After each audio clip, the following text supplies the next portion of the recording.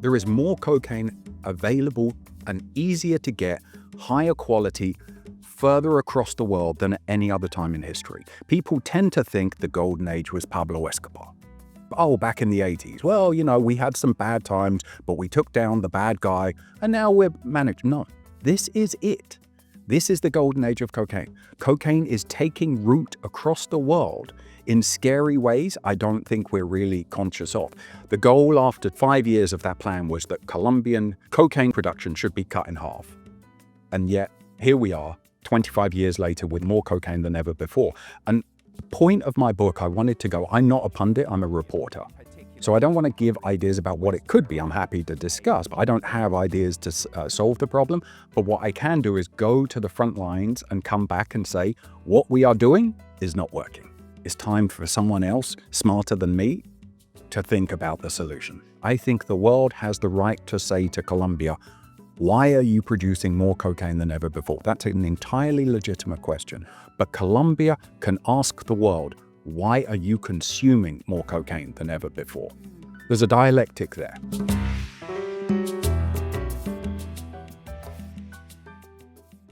Hello and welcome to another episode of Talk Latin America. She's Michelle Marinho, CGTN's Latin America editor. And he is Diego Laje, our anchor here in Washington, D.C. Today we're going to talk to Toby Muse, an investigative reporter specialized in the drug trade. He has invaluable insights and views into what probably will surprise you around what we call the war on drugs. Let's get to it. Toby Muse, thank you very much for joining us. It's great having you. You wrote an account of how a kilo of cocaine goes from Colombia to its final destination. You were reporting out of Colombia for a long time. At which time did you realize this is a book and it's not just reporting? Really, I think it was around the time of the Colombian peace process, which is in 2016, and I realized the central role cocaine was going to have in Colombia's chance for peace. While there's a thriving cocaine industry, Colombia and many other parts of the world cannot experience peace. Cocaine equals violence, for reasons we can get into. And I realized that cocaine had been steadily growing more and more in terms of quantity. Its influence was expanding across the world, and I realized no one had really decided or put the term to it. We are living in the golden age of cocaine right now. Well, stop there. Yeah. What do you mean with the golden age of cocaine? There is more cocaine available and easier to get, higher quality, further across the world than at any other time in history. People tend to think the golden age was Pablo Escobar. Oh, back in the 80s. Well, we had some bad times, but we took down the bad guy, and now we're managed. No, this is it. This is the golden age of cocaine. Cocaine is taking root across the world in scary ways I don't think we're really conscious of. And that's because Colombia is producing more than ever. Colombia has never produced as much cocaine as it is now, and that's a global trend. So do you think that Richard Nixon back in the 70s, when he declared war on drugs, well, that was not the goal, right? So it's getting worse. No, that definitely was not the goal. And it has been getting worse. And even, yes, you're correct. We recently celebrated the war on drugs 50 years. And yeah, there's more cocaine than ever. But I would narrow it down even more to look at something like the US and European plan of Plan Colombia, which was in 2000. This was an idea to give billions to the Colombian government, will steady the government against a Marxist insurgency, and also the cocaine cartels. That was a double goal of Plan Colombia. The goal after 5 years of that plan was that Colombian cocaine production should be cut in half. And yet, here we are, 25 years later with more cocaine than ever before. And the point of my book, I wanted to go, I'm not a pundit, I'm a reporter. So I don't want to give ideas about what it could be. I'm happy to discuss, but I don't have ideas to solve the problem. But what I can do is go to the front lines and come back and say, what we are doing is not working. It's time for someone else, smarter than me, to think about the solution. And there's a pretty interesting thing that I read in your book. It was the former president, Colombia's former president, Juan Manuel Santos, that described that it's just like an exercise bike, right? It's a lot of effort. The war on drugs, a lot of effort. You look left, you look right, and you are in the same place over and over. And it's a pretty simple analogy, and it's easy to understand what is happening, right? And it rings especially true for certain countries. Colombians and other countries, Mexicans, also have a similar vision on this, is that they really believe that they pay the highest possible cost for the war on drugs. The war on drugs in America is a metaphor, an analogy. Oh, okay, we're going to... And it's led to huge abuses in certain cases. Again, I'm not criticizing the entire approach, but it has led to certain abuses. Certain communities of color, for instance, say that they've been more victimized in the US because of the war on drugs. But the war on drugs in Colombia is fought with heavy artillery, attack helicopters, and fighter jets. The Colombians say, we provide the dead for this war on drugs. And they're not wrong. So there's a great deal of frustration. And Juan Manuel Santos, who received the Nobel Prize for his peace process with that Marxist insurgency, the FARC, in 2016, made at least 2 concerted attempts to try to get the world to at least begin a discussion about the war on drugs. And just to finish off this, I've talked about Colombian production. I think the world has the right to say to Colombia, why are you producing more cocaine than ever before? That's an entirely legitimate question. But Colombia can ask the world, why are you consuming more cocaine than ever before? There's a dialectic there. You spent time in the jungle talking to all the actors involved in this trade, from the farmer onwards, right? From the leaf, from the coca leaf onwards. What drove you there to the jungle? It's a super dangerous place. You could have been kidnapped by the FARC, and we could have not seen you or seen you 20 years later. Yeah, I mean, it's you choose the places you go and you try to prepare it as much as you can. You speak to people who live on the ground. And they will often... The game in the countryside is a lot more subtle than we think as outsiders. There's winks and nudges, and they go into a town. Everyone actually knows who the member of the FARC is in that town.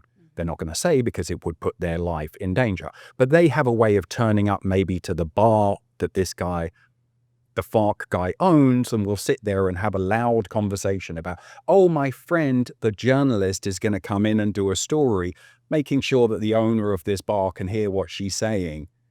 And then if he has a problem, he'll come over and say, oh, this bridge that connects us, that bridge is really dangerous. I don't know if foreigners should be coming here. There's a delicate language going on. And I find, interestingly, the language between the peasants, as we call them, small farmers, and the FARC is really interesting. People think it's this thing of a man or a woman, in the case of the FARC, comes in a camouflage with an AK-47 and is giving orders. It's much more subtle than that.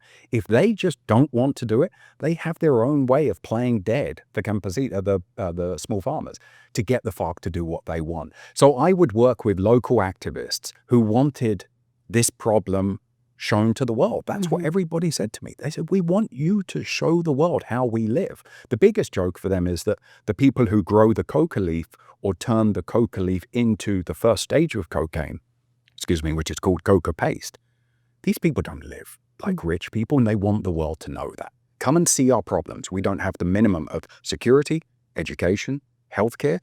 We live by ourselves. The government has abandoned us. Show the world that. Adding to Diego's question, so it's a podcast, so we have on YouTube, but how would you describe, for people that are listening, the first time you got there? Like the smells, what were you seeing, how people received you, because it was your first time. I understand that, after 1 week, you are one of their friends. But Sure. First time. The first time I went to a coca zone, these are the absolute most abandoned place. I was there when the Civil War was raging at its highest. So foreigners did not go to Colombia. I would go as a foreigner because Which year? Oh, so I arrived in Colombia in the year 2000. Colombia is the kidnapped capital of the world at this point. Foreigners just did not go. I know this is difficult now. Now Colombia is the tourist destination. Cartagena, Medellin, and now Cali, Bogota. No, this was, people just wouldn't go. My mother had sleepless nights about the fact I was living in Colombia. A car bomb would go off in the port city of Buenaventura, which is, I don't know, 500 miles away. She would hear it on the BBC World Service, and she would like send me an email or something. Oh, no, I was living in Bogota. Just checking. You're okay. Yeah, like, thank you, man. The shockwave didn't reach the 500, 600 miles. But I would go to these tiny towns in the jungle, and the children would treat me like I was Santa Claus. They had never seen a foreigner before. They would just wander behind me. But I'm trying to get to how isolated these cocaine communities are. And you really have to get there because it's an illegal industry. I know I'm stating the obvious, but it doesn't grow next to the highway. The coca, you have to go off the highway and you have to really struggle to get there. So the place I went to there, the first third of my book is in the countryside where the coca is grown. It's a region called Catatumbo, which in the indigenous language means land of lightning, because Catatumbo, up by the Venezuelan border, has more lightning strikes than anywhere else on the planet. To get to where I was, I had to leave the state capital and get there, and it took us about 6 hours, if I'm not wrong. It was 2 hours on the highway filled with potholes from guerrilla attacks where the bombs had exploded. We then went off onto a muddy road that you had to be either on a motorbike or a bus for the big wheels to go, because it was just mud. Then we had to cross a river on a makeshift floating like kind of ferry, but it was like just plastic barrels on top of under pieces of wood to cross over. Then an hour on a motorbike, so 6 hours. When I looked on the map from the state capital to where we were, it was 30 kilometers as the crow flies. Wow. But that's Colombian terrain. So you get there and you're in the middle of nowhere. People don't have anything and they're fending for themselves. As I say, where I was, they had to build their own school. They had to fund it. Where was the government? Where is the government? We keep asking. But the sights and the sounds of it, there's usually guerrilla presence in the background. There's a sense that you're being watched constantly. Especially, they always have doubts about me. They may accept me, but there's a 5-10%. Wait, is this guy CIA? Is this guy DEA? You know, they're keeping an eye on me. The smells and sounds of the cocaine laboratory is a weird one. There's ammonia, there's sulfuric acid. You're in the middle of nature, but you've got these god-awful chemicals in your nose, and they laugh at you because you sort of start choking up, because that's a human reaction to getting a nose full of ammonia. But, you know, these guys have been dealing with this for years now, and they think it's funny. When they think it's funny when the gringo starts coughing because of sulfuric acid. You know, look at this guy. You know, exactly. So, but yeah, I mean, once they've accepted you, on the whole, they're very polite. That's the Colombian small farmers' way, to be very polite. If you're in there, they're very polite. And the woman there, I'm sorry to cut you, and the woman there, because FARC has a lot of women, right? So they were involved in the productions, like the farmers, production, everything. Yeah, I mean, the FARC's role in the cocaine industry, I think, is a specific question, and we can get to that. But just in the countryside, the FARC were not overseeing the cocaine laboratories I was at. These were small farmers running them. They would grow the coca, and then on their own land, they would have a small laboratory that would turn the coca leaf into this block of ugly material called coca paste. That is the first step. And that's like, this kilo is the first step of turning that into a block of pure cocaine. But the FARC were in the background. The FARC claim they only tax the cocaine industry. What they say is they never got involved directly into exporting. I don't think that's true, but this is what they say. But yes, the FARC does have about 40% women. That's what they claimed. So on the few fighting forces as well, I think them and the Kurds are the only, maybe the Tamils as well, were the only force to have women at the front line fighting. Women were expected to fight as much as the men in the FARC. But the women are also in the Colombian countryside, and I think this might be the case in much of Latin America. I mean, I hate to stereotype, but they're often the ones who get things done. You know, I mean, the amount of men who will let you down in the Colombian countryside is astonishing. But there's a woman there, and like, one man let you down, the second man let you down, the third man, then you go to the woman, and she's like, all right, let's get this done. All right, she's the one who will actually come through, who will You know, she tells you she's going to be there at 10 a.m. She will be there. The other guy, you know, it's flip a coin. He's there or not. You know, I mean, it's, and, you know, and that really does go through what cocaine does as well. You know, the men can really misspend this money and the women really don't like that. You also spoke to cartels. Yes. What's the difference between talking to the campesinos, to the producers, and then talking to these bosses? On the whole, no one in Colombia really thinks that the farmers are criminals. They may be indulging in crimes, but Colombians are quite understanding about the situation of the Colombian countryside. And they don't really, there's a term cocalero, which is someone who grows coca, obviously. And I think most Colombians just say, yes, he does grow coca, she does grow coca, but it's understandable that they live in the middle of nowhere, there's no infrastructure. I mean, again, going back previously, but if you live in the middle of nowhere and you have a ton of pineapple, what are you going to do? What are you going to do? If there's no road to get out from your farm, what are you supposed to do with that? You can't get to the local village to sell it off. Or you spend half of the transporting that. Remember on the motorbike, a ton of, you know, but coca, a kilo, you just throw in a backpack. So there's an understanding. So these people are trying to get through life. Now, maybe that's overly understanding to this decision to get into the coca business, but we'll leave that to one side. Once you talk to cartels, these people have absolutely decided to be criminals. And they often have, you know, depending on the person, they can be quite self-pitying about this. But really, many of them dig the idea of being a gangster. They are enthralled to this life. And I think the biggest Ponzi scheme for mainly young men, the biggest scam con going, is the life of organized crime. Why? Come in and you may have the chance to have that actress girlfriend, to buy a big house for your mother, and to have that Ferrari.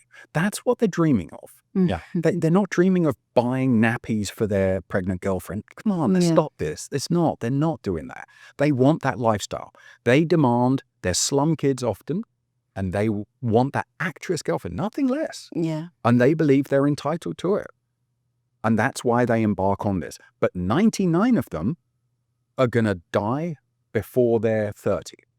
You know, on their first job, on the back of a motorbike with a gun, they're sent to a rival neighborhood to shoot someone down. This is how most of these guys, 1 in 100, 1 in 1,000, actually gets that girlfriend, actually gets that Ferrari. But it's the hope that keeps this meat grinder going. A next generation, the next generation, the next generation of young men ready to come and live and die for cocaine, because that's what they're doing. And how do they choose the next Pablo Escobar, the next El Chapo? No, you fight for it. You become... You literally fight for it? I mean, you are smarter. There's a weird thing about this, that we've created this black market where all of these people exist and thrive. I believe if we hadn't outlawed alcohol, Al Capone never would have risen above one street corner in Chicago. He would have been knocking off stores, extorting old ladies. He's a thug. But we create this black market where he can make untold millions with booze. We're doing the same. El Chapo is not an impressive man. Pablo Escobar is not an impressive man. But they have the characteristics to thrive in the black market. They're violent, they're merciless, they're relentless, and they're ambitious. And they have some smart, some cunning, yes. But I don't think they're particularly important. But they have all of those characteristics more than their rivals, and they kill their rivals. And that's how we get to the top. You've been living the cocaine trade for over 20 years to write this book. How has it changed you? Yeah, I mean, exposure to violence is a strange thing that takes time to understand, I think. You can be changed by it. I think violence changes people, I think. I think there are hidden truths about this world that you can learn. That sometimes you think, is it worth having learned? I ask myself that. Like what, for example? Well, just the role of violence, just the role of what man is capable of doing to each other. There is a fundamental truth, but I wonder if I'm enriched by knowing that or not? And I think many people in certain of these professions do ask ourselves these questions. That is it just to stare at the sun in all of its glory and have your eyes burned out? Or is it better to not stare at the sun? So I wonder about this thing. But Colombia is an incredibly beautiful country. There's so much to learn there. Incredible. But the violence is utterly heartbreaking. And it's constant. And it never stops. And there's no future where it stops that I can see. We can pretend that, next year's going to... No. They've been doing this for 100 years at least. There's political violence, then came narco violence. We just had a pre-candidate for the president shot and killed who was a friend of a friend, a friend of a very close friend of mine. And just for what? The man who pulled the trigger just got 7 years. He was underage. It's grim. It's not Day of the Jack or, this is, an expert and, high money at stake, Swiss bank accounts. It's grim. It's giving money. There's a term, this is how grim Colombia can be. There's a term called suizos, which is an assassin that's never meant to come back from the job. A Swiss, literally, a Suizo. Yeah, but obviously someone in Colombia looked at it on paper and said, oh, that looks like suicide. It's a suicide job, but the person doesn't know it. So what happens is you're supposed to go and kill a presidential candidate, and the idea is you're going to be cut down by his security. But and this has happened many times in Colombia, by miracle you survived? What happens is when you go to collect the other part of your payment, they tie up the loose end and they shoot you. This is how grim it is, and it's relentless. So yeah, I think these things can change you. War can change you too, yeah, right? Yeah, and this is war. This is war, yeah. I mean, I've covered wars in Syria, in Iraq, and the constant dread of Colombia in a violent zone is a thing to behold. It's like an anchor around your neck. Syria, when the bombs stop, you actually sit there and you drink tea, because you're not drinking anything else in Syria. You drink tea until 4 o'clock in the morning, chat and, talk, and everyone's like, ha, ha, ha. Then there's then everyone gets up at midday in Syria, then they decide to start fighting at 1 o'clock in the afternoon. They've had their falafels, and it's very regulated. But Colombia, it's this just endless dread, and it could happen at any moment. And you may not see a gun in a village, but it just it weighs on you. It can be an experience. What's next? What's next after this book? What do you expect will happen? In the a quarter of a century went into producing the pile of paper I have in front of me. You don't do it for nothing. Yeah. Well, I mean, I would like to adapt it. I think there's a way to adapt this into a fiction series, I think would be an interesting way of adapting this. I think there's a lot of human stories, and that was one of the essences I wanted to tell, that the human stories of this, because I think too many times people have treated the cocaine trade as a bunch of numbers and Excel sheets and graphs, and we've gone up by 15%, down by 2%.